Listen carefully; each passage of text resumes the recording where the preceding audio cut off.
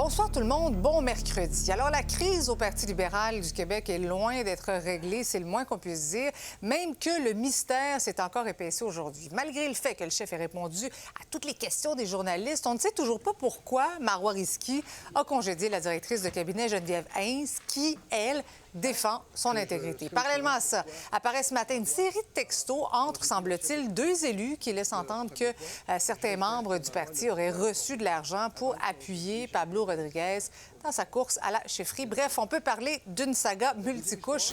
Pour analyser le tout, je retrouve Alain Reyes dans quelques instants, mais d'abord avec toi, Jean-François. Pablo Rodriguez, qui l'a répété plus d'une fois ce midi, il dit n'avoir absolument rien à se reprocher. Oui, et il veut le prouver également en lançant une enquête externe indépendante pour faire la lumière donc sur toute cette situation par rapport aux messages de texte qui ont été publiés dans le Journal de Montréal ce matin et qui laissent entendre, comme tu l'as mentionné, que certains membres du parti ont été payés pour appuyer Pablo Rodriguez dans la récente course à la chefferie qui a eu lieu au cours de la dernière année, donc au printemps.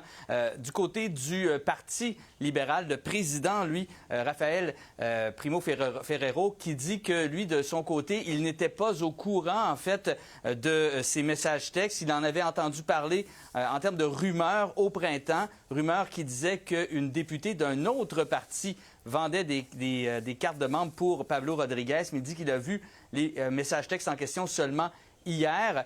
Par ailleurs, il y a le 98.5 ce matin qui a identifié en fait deux députés qui seraient en fait à l'origine de ces messages textes. Et il y en a une qui se trouve du côté de la CAQ, donc Alice Abou-Khalil, et l'autre est députée de Chomédé libéral, Sona Lakoyan Olivier. Les deux ont mentionné sur les réseaux sociaux aujourd'hui qu'ils se sont défendus en fait et dit qu'ils ne sont pas les personnes qui ont écrit ces messages textes. On peut écouter le président du Parti libéral du Québec et le chef Pablo Rodriguez.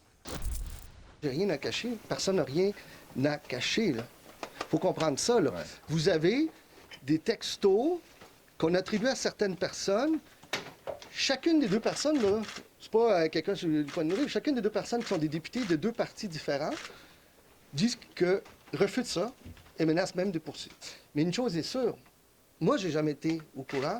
Et je suis certain que les membres de mon équipe, ces bénévoles qui dirigeaient ma campagne, n'étaient pas au courant non plus. La première fois que je les ai vus, c'est tard hier soir. Pourquoi les gens disent qu'ils circulaient dans le parti depuis plusieurs mois? Écoutez, je peux vous dire une chose, là. Ni moi, ni aucun membre du comité électoral avait vu ces documents-là. En tout cas, moi, en ce qui me concerne, avant tard hier soir, j'ai vérifié, il n'y en avait pas d'autres déjà du membre du comité électoral qui étaient informés de ça.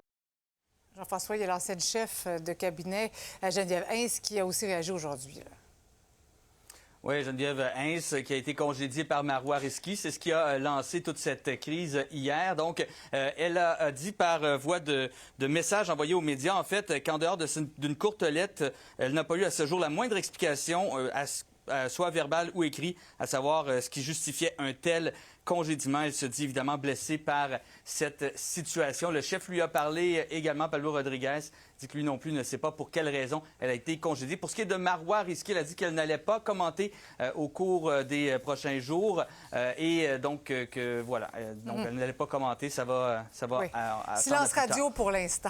Merci Jean-François.